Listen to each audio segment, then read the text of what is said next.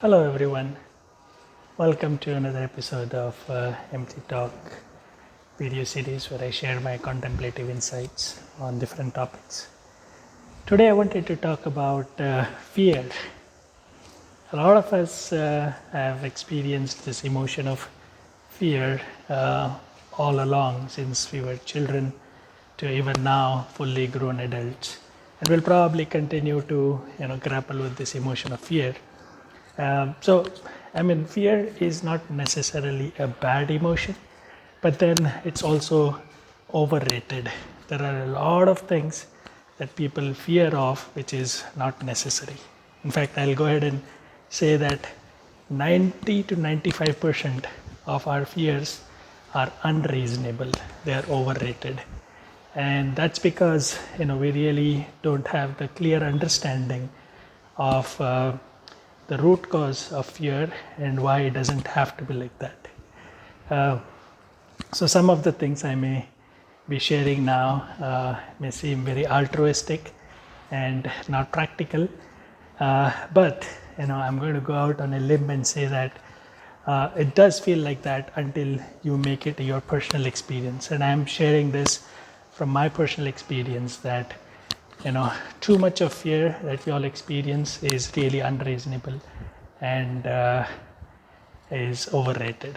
So let me just take a small example and then come back to sharing my insights about fear. Imagine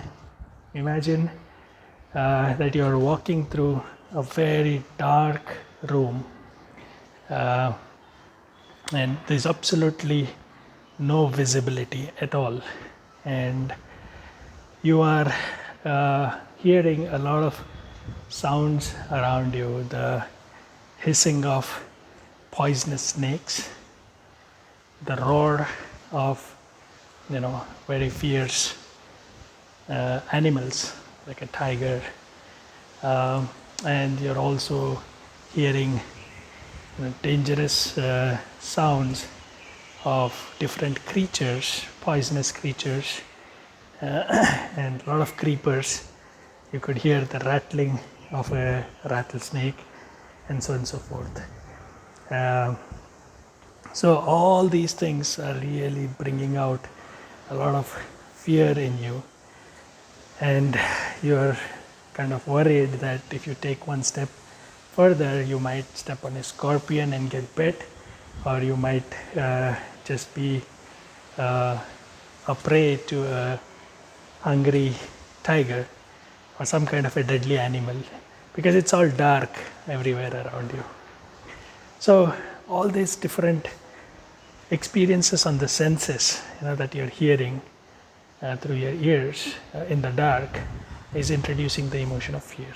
You're assuming that one step closer to death if you move around too much.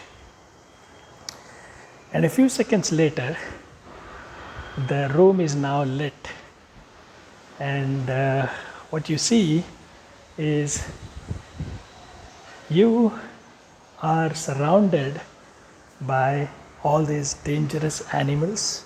Yes, there are rattlesnakes, there are poisonous creepers, there are these hungry, fierce lions and tigers, and everything that you heard were not your imagination, but they were all real. But at the same time, what is also true is that you are in a bulletproof glass bubble. So you are inside that glass bubble, bulletproof glass bubble, and that glass bubble is in the room, and the room is filled with all of these other creepers, creatures that were introducing fear in you, right? So it is not soundproof, but it is breakproof. Nothing could pierce through this glass bubble. Now, a few seconds later, the lights are put out, and again you're hearing the same sounds of all the creepers, creatures, and so forth. And you are inside this glass bubble, you know that now. So how do you then react to the same things around you. You're not fearful anymore because you feel safe. You feel a sense of assurance that in spite of all of these things surrounding me, I am safe. I really don't have to worry about anything. Now, through this example, I want to drive home a point that this is exactly how it is in our real life as well.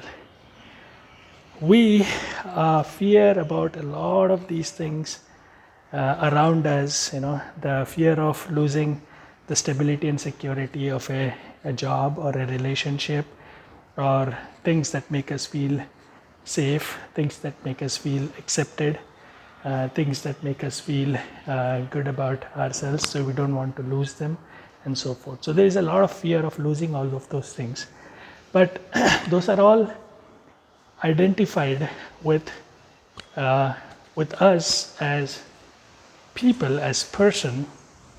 But when we realize that there is a lot more to our existence than just the personality that we have assumed ourselves to be, and therefore have limited ourselves to be only that, the individual, the name, the designation, the cultural background or identity we carry with us as our identity.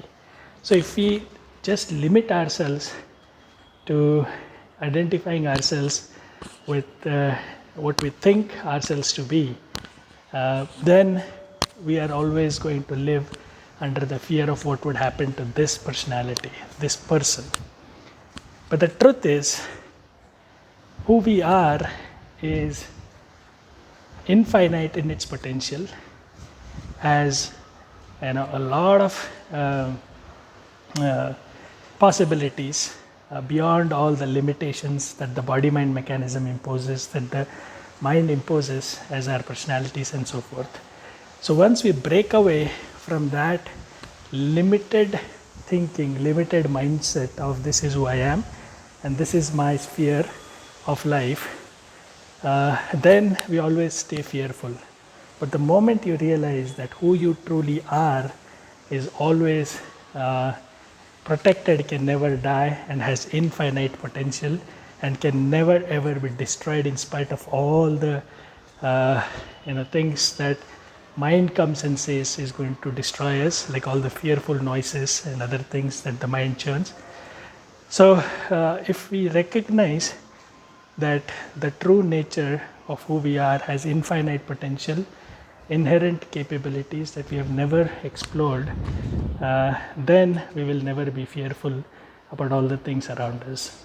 Otherwise, we'll continue to always live in the fear and never fully explore what our possibilities are. So I know this may sound too cheesy or altruistic or cliched, but the fact is, unless you really know your true nature, you will never be able to live a fearless life. So you decide you want to continue to have a fearful life or a fearless life, because that is possible. Fearless life is possible.